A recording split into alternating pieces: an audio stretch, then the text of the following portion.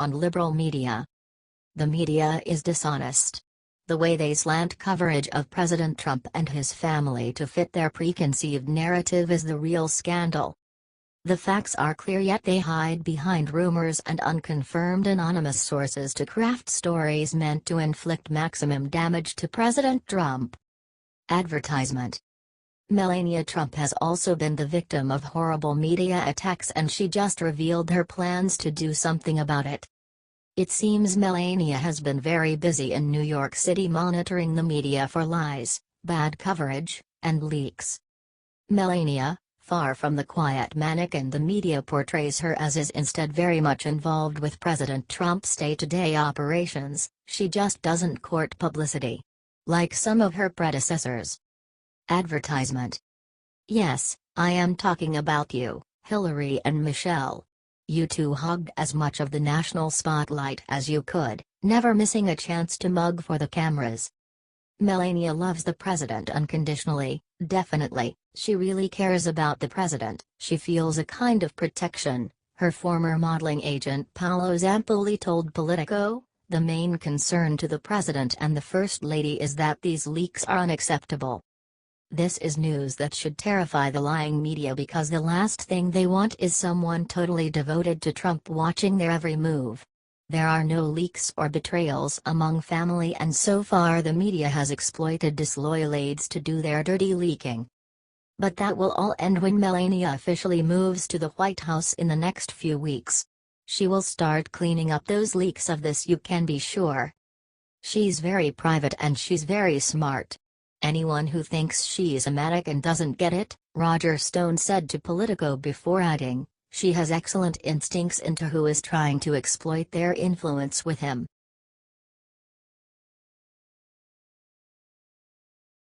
Just in news: Obama scandal rocks D.C., how corrupt was this guy? Judge Andrew Napolitano just joined Fox News to discuss allegations Senator Rand Paul and one other senator were under the watchful surveillance by the Obama administration. He was very close with the Supreme Court Justice Scalia. He then announced huge news that nobody saw coming. Advertisement. Judge Andrew Napolitano stated that the late Supreme Court Justice Antonin Scalia confided in him that he was under the impression that Barack Obama had put the highest and most important court in the land under the eye of the NSA. Justice Scalia told Napolitano that he frequently thought the court was being watched. And he stated to him that around 4 or 5 years ago.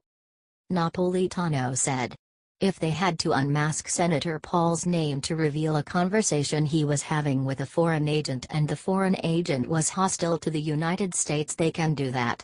That's not what he's talking about. They're talking about unmasking him when he's having a conversation with his campaign manager when he's running in the Republican primary. Advertisement. He went on to say that Obama should be subpoenaed to testify, even though he would lie about it if he saw the unmasked intelligence. The Obama administration watching the Supreme Court means they had no qualms about watching everyone that didn't support every moronic step they made.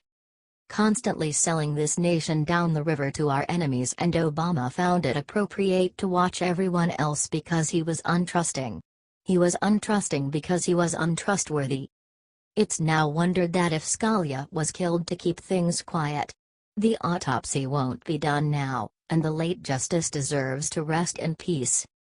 Napolitano making that announcement is just another piece of damning evidence against Obama and his minions. Good job, Obama. Way to violate the Constitution every way you could.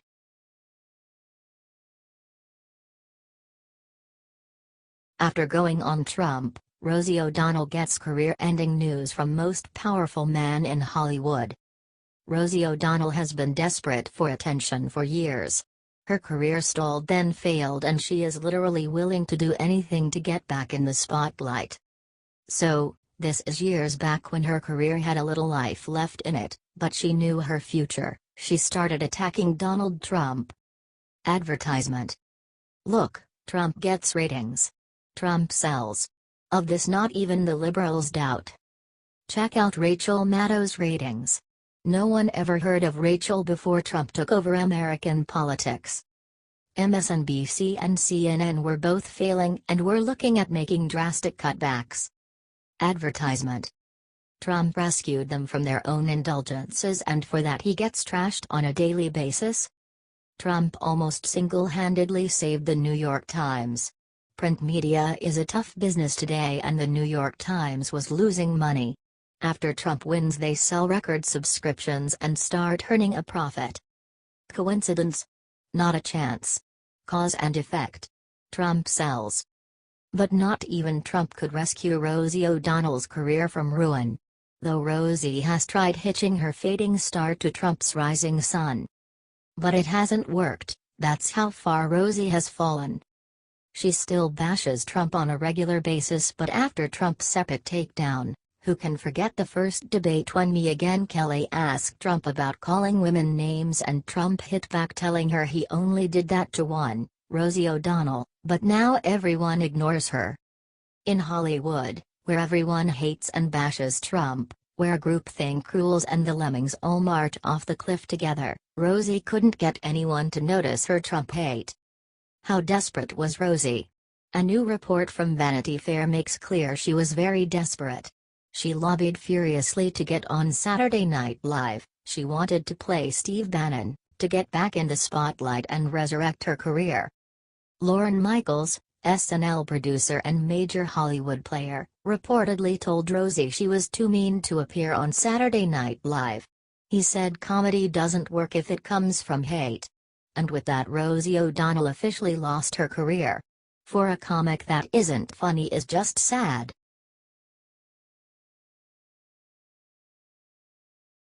Gowdy turned the plug off on Obama's shadow government. An investigation into Russian influence over our elections began as a Democrat ploy to stop or possibly even topple President Trump, but has instead discovered that Obama and his minions have abused through the politicization of intelligence community assets, the Fourth Amendment rights, as well as the privacy of American citizens. Representative Gowdy found this out. Leading the charge to unveil this act of tyranny is South Carolina Republican Gowdy of the House. On May 25, the Political Insider noted that Gowdy chatted with Bill Hemmer from Fox News and delivered a stunning claim. Advertisement. We're not going to reauthorize these surveillance programs if the American people are not satisfied that their security is not going to be safeguarded, stated Gowdy. Gowdy is absolutely correct. Over the past months, it has become evident that Obama used the NSA to seek the identity of Americans caught up in the surveillance of foreign targets. It has also become more and more apparent that Obama ridiculously stretched the criteria limiting the unveiling of American identities in order to spy on his political adversaries. Advertisement. This unmasking, Gowdy told Fox, that is a privilege to be able to request that a U.S. person's name be unmasked. I want to know who's making the request, and what is the evidentiary basis of that request. And if it's late in your tenure, like the day before you leave office, that should send off alarms and sirens in your head as to why that person did it.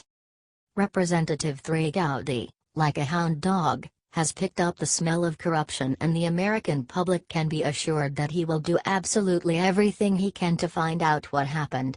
In the meantime, his great idea to let the surveillance programs lapse promises to send a shot across the bow of the establishment.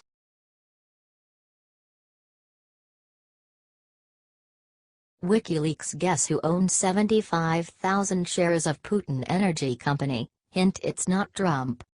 The media keeps hinting at business connections that will surely demonstrate a conflict of interest with Russia.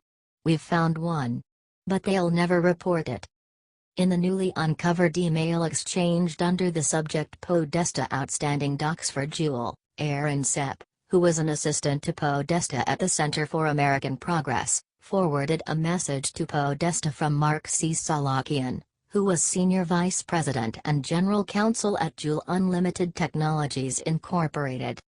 It is my understanding that John transferred the resulting 75,000 common shares from the option exercise to the Leonidio LLC, Slovakian wrote in a January 2014 email, referencing the Delaware-based holding company.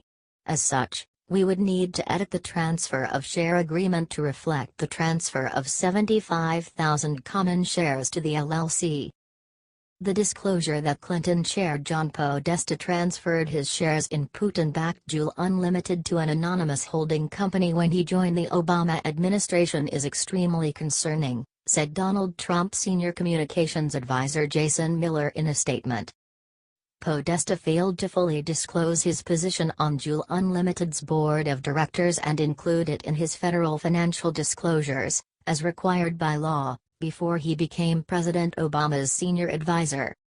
Because the holding company is completely anonymous, we do not know whether or not he still has deep financial ties to Vladimir Putin and his regime, Trump advisor Jason Miller wrote. As such, Mr. Podesta needs to either reveal who is behind the holding company or he must resign from the Clinton campaign immediately. Full article, with other damning details at Breitbart. Shares. If suspected ties to Russia should be enough to allege that Trump is disqualified, should not confirmed, undisclosed, ties to Russia, and specifically Putin, confirm that Hillary is disqualified? Or is this the part of the story where the media says, oh look, shiny,